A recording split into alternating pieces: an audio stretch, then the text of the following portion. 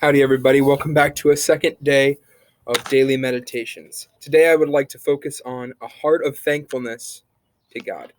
The song that I chose for today is My Heart is Filled with Thankfulness, and this is another song written by the Gettys.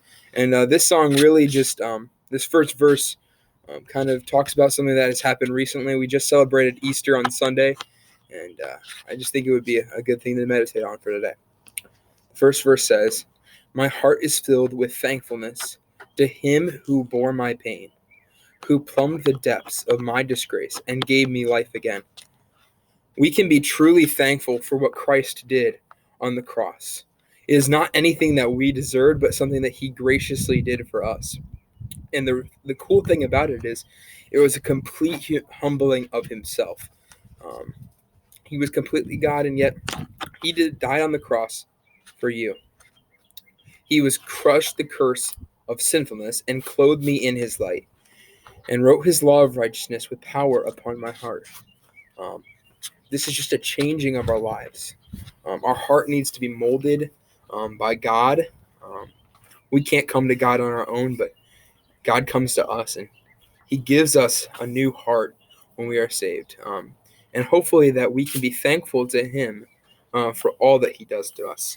Today's verse that I would like to share with you is probably one of my favorite verses. I don't have a specific favorite verse, but this verse is really impactful to me, especially in times of trial when it's hard to focus on things that are positive. This verse has a lot in it that you can focus on. "Give thanks to the Lord, for he is good, for his steadfast love endures forever." That's Psalm 136, 1. And the first part of that is give thanks to the Lord. Thanksgiving is probably my favorite holiday of them all. It's a time where we can really focus on being thankful. But most of the time, we come up with about a bajillion things that we can be thankful for. And then the next day is Black Friday, and we just go all crazy and forget what the word even means. In the Bible, there's pray without ceasing, in everything give thanks. And so there's a lot of things that we can be thankful for about God, especially in our circumstances, because no matter what the circumstance is, we deserve worse, no matter what. And another thing we can be thankful to God about is the next thing, because he is good. And the thing is, we have a hard time of thinking about that because God is truly the only good person or being in the whole world.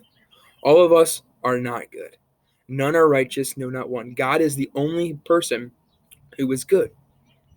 And yet he shows his goodness to us by giving us mercy and grace every single day. He's the only one good, and yet he still loves us, which is the next thing, for his steadfast love.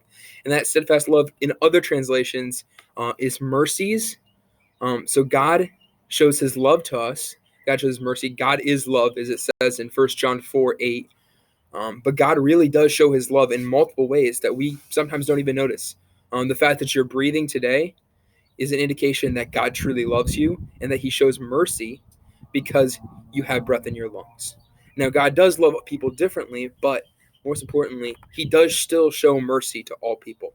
And the best part about it all is that this mercy and love will endure forever. We should be thankful to God because he is good and he loves us, and that is not going to change. That is going to be continuing. So I hope this can be an encouragement today. Soli, Gloria, and God's got it, guys.